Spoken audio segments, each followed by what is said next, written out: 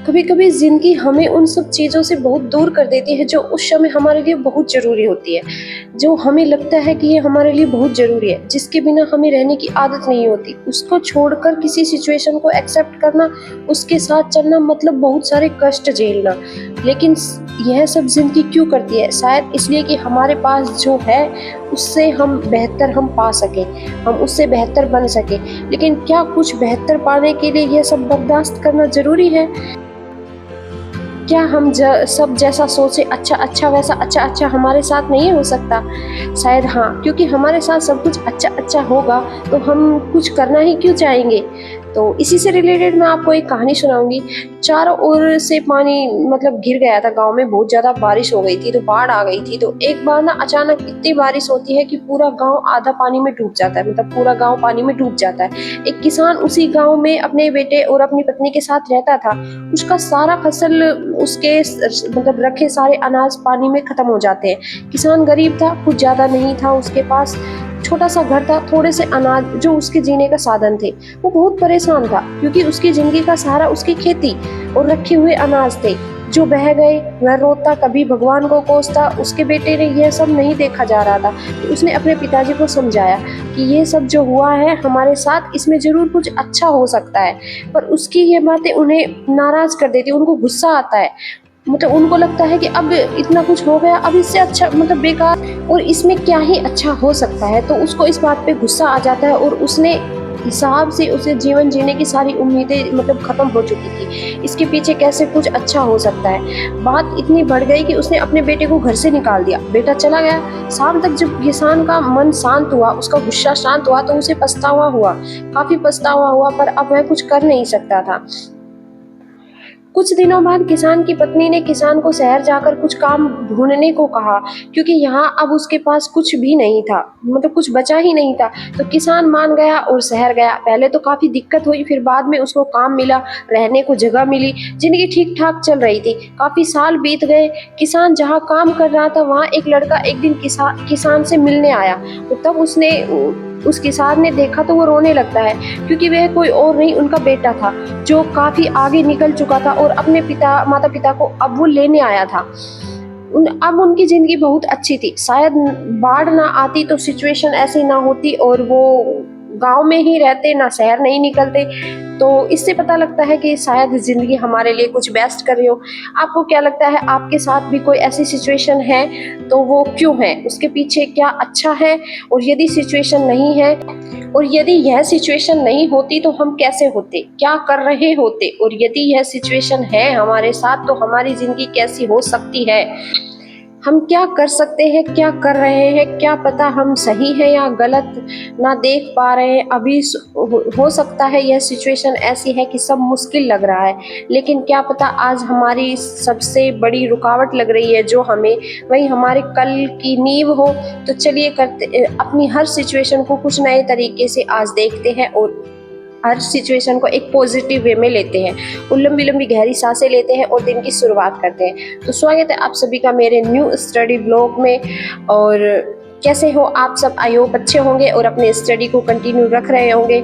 एक बात पूछूं, सुबह सुबह जब आप सो के उठते हो तो कैसा महसूस करते हो? कौन सी बात मन में सबसे पहले आती है? आज ना मैं जब सो के उठी तो मेरा मन बहुत उदास हो रहा था, क्योंकि या कहूँ कि जब भी मैं सो के उठ रही हूँ आजकल, मतलब 2-4 दिनों से मेरे साथ ऐसा ही हो रहा है। पता नहीं क्यों मेरा मन उदास होता है। शायद जैसा दिन सोचा है शुरू करूँगी वैसा मुझसे हो नहीं पा रहा। जितना मतलब मैं अपने दिन को प्रोडक्टिव बनाने की कोशिश करती हूँ उतना बन नहीं पा रहा है, जितना अपना या शायद मैं जितने दिन में टारगेट बना रही हूँ उनको कंप्लीट नहीं कर पा रही, इसलिए शायद ऐसा हो रहा है। शायद जल्दी सोती नहीं हूँ तो सुबह जल्दी उठ भी नहीं पाती हूँ।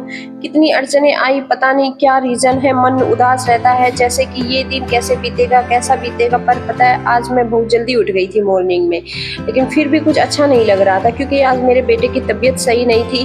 कई दिनों से वो मतलब ऐसा ही हो रहा है, उनको फीवर हो रहा है बार बार और ठीक होते जा रहा है, दवाई देते हैं लेकिन बार बार उसके तो चेहरे पे मतलब उदास, वो उदास रहता है, बच्चे उदास रहते हैं तो माँ का तो मन अपने आप ही उदास हो जाता है और अजीब सा लगता है उनको देख के।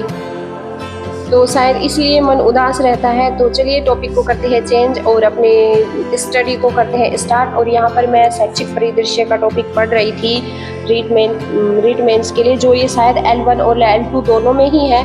और उसके मैं मतलब MCQs लगा रही थी, और उसके लिए मैंने वीर सिंह दावाई की बुक लेके आ रखी थी। और उसमें इसमें जो फर्स्ट टॉपिक दिया हुआ है शिक्षण अधिगम के नवाचार, मैं वो ही पढ़ी थी। और उसमें जैसे SIQE या फिर दीक्षा राइज, ये जो भी कोरोना काल में जो स्टार्ट हुए थे, वो सबकी मतलब हवा महल वगैरह ये जो टॉपिक थे वो दिए हुए थे, तो उनको मैंने पढ़ा था। और उसके मैं PYQs मतलब MCQs लगा रही थी। और उसमें मैंने देखा कुछ क्वेश्चन मेरे सही भी जा रहे थे, लेकिन कुछ जो नॉर्मल क्वेश्चन थे वो सही जा रहे थे, और कुछ क्वेश्चन गलत भी जा रहे थे, क्योंकि मैं इस टॉपिक को फर्स्ट टाइम ही पढ़ा था। और जैसा कि आप सभी को पता है कि फर्स्ट टाइम पढ़ने से चीज़ें हमें अच्छे से याद नहीं होती, चीज़ें बार बार अभ्यास मांगती है। हम उनको बार बार रिवीजन करते हैं और क्वेश्चन आंसर लगाते हैं, फिर रिवीजन करते हैं, फिर क्वेश्चन लगाते हैं, तभी हम किसी भी चीज़ में परफेक्ट होते हैं। हर चीज़ अभ्यास मांगती है, प्रैक्टिस मांगती है। और हम किसी भी टॉपिक को पढ़ते हैं और उसके बाद या फिर पहले क्वेश्चन आंसर लगा लेते हैं, तो हमें ये पता लग जाता है कि किस टाइप के क्वेश्चन पूछे जाते हैं। और बाद में लगा लेते हैं तो हमें ये पता लग जाता है कि हमारा, और अगर हम बाद में MCQs लगाते हैं या PYQs लगाते हैं, तो उससे हमें ये पता लग जाता है कि हमारा टॉपिक का जो कॉन्सेप्ट है वो हमें कितना क्लियर हुआ। अगर आप कोई टॉपिक फर्स्ट टाइम पढ़ रहे हैं तो आप पहले लगाइए क्वेश्चन आंसर, जिससे आपको पता लग जाएगा कि क्वेश्चन कहाँ से पूछे जाते हैं, कैसे पूछे जाते हैं, किस लेवल के पूछे जाते हैं। मैं भी कोशिश ऐसे ही करती हूँ, मतलब कोई इजी टॉपिक होता है तो उसको मैं बाद में लगा लेती हूँ, लेकिन जो मैं फर्स्ट टाइम पढ़ती हूँ उनका मैं कोशिश करती हूँ पहले ही लगाऊं, क्योंकि कुछ चीज़ों के हमें पता ही नहीं होते। थ्योरी पढ़ लेते हैं तो पता नहीं होता कि क्वेश्चन कैसे बनेंगे, तो हम सब कुछ ही पढ़ लेते हैं। मतलब जो चीज़ें नहीं पूछी जाती वो भी पढ़ लेते हैं, और हमारे पास इतना टाइम है नहीं कि हम कुछ भी पढ़ लें, क्योंकि 3 मंथ ही हमारे एग्जाम को बचा है। तो हमें हार्ड वर्क के साथ साथ स्मार्ट वर्क भी इसके साथ करना ही पड़ेगा। तो यहाँ पर मैं अपना संस्कृत, अपना सब्जेक्ट पढ़ रही थी इवनिंग में, क्योंकि आज मेरा बेटा ट्यूशन नहीं गया था तो वो यहीं पर घूम रहा था। तो मैंने सोचा कि मैं इस टाइम अपना सब्जेक्ट ही ले लेती हूँ, क्योंकि वो घूमता फिरता रहता है तो इतना फोकस करके नहीं पढ़ा जाता, वो बार बार बोलता रहता है तो थोड़ा डिस्टर्बेंस हो ही जाता है। तो टाइमर भी मैंने लगाया हुआ था, टाइमर से थोड़ा ये रहता है कि हाँ मैंने इतने टाइम अपनी स्टडी को दिए हैं। आज रात को जब अपने देखते हैं तो यहाँ पर मैं साहित्य ही पढ़ रही थी, क्योंकि व्याकरण तो जब पढ़ते हैं तो उसके लिए तो बिल्कुल ही फोकस चाहिए स्टडी में, तो वो मैं मॉर्निंग में रखती हूँ। इस टाइम शाम को 4 से 6 मैं जब मेरा बेटा घर पे रहता है तो मैं कोशिश करती हूँ, या फिर रात को मैं कोशिश करती हूँ कि सब्जेक्ट के CDP रखूँ, या फिर तो शाम के टाइम तो मैं या तो लोकेश सर के जो मेरे नोट्स होते हैं उनके लिए मैं साहित्य पढ़ती हूँ जो मुझे इजी लगता है, और या फिर मैं शिक्षण विधियाँ का टॉपिक ले लेती हूँ। उनमें क्वेश्चन उनमें से भी काफ़ी आते हैं, बराबर का पार्ट होता है, तो हमें सब चीज़ों को साथ में लेके चलना होता है। और मैं कोशिश करती हूँ दिन में 2-3 सब्जेक्ट लेके चलूँ।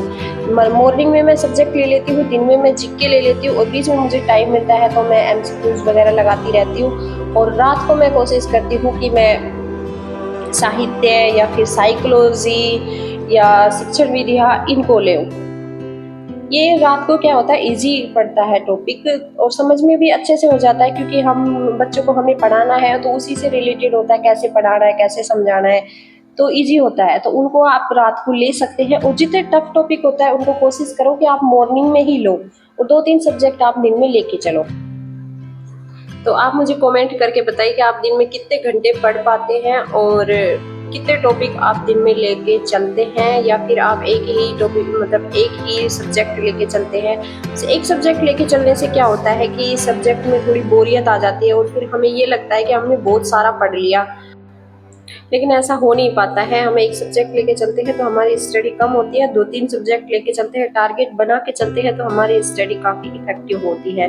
तो अगर आपको मेरा स्टडी ब्लॉग पसंद आया तो लाइक और सब्सक्राइब और एक कमेंट भी ज़रूर कीजिए, और कमेंट करके बताइए कि आपका सब्जेक्ट कौन सा है, और आप भी रीड 3rd ग्रेड की तैयारी कर रहे हैं तो आपका कौन सा लेवल है। आप मुझे ये बातें कमेंट में ज़रूर बताइए। मिलते हैं अगले वीडियो में, और तब तक के लिए अपनी स्टडी को कंटिन्यू बनाए रखिए, और याद रखिए हर दिन थोड़ा थोड़ा लेकिन लगातार प्रयास करना ही सफलता की कुंजी है। तो चलिए फ्रेंड, मिलते हैं अगले ब्लॉग में। तब तक के लिए पढ़ते रहिए, खुद का ध्यान रखिए और अपने आप को मोटिवेट रखते हुए अपनी स्टडी को कंटिन्यू रखिए। Thank you, bye bye.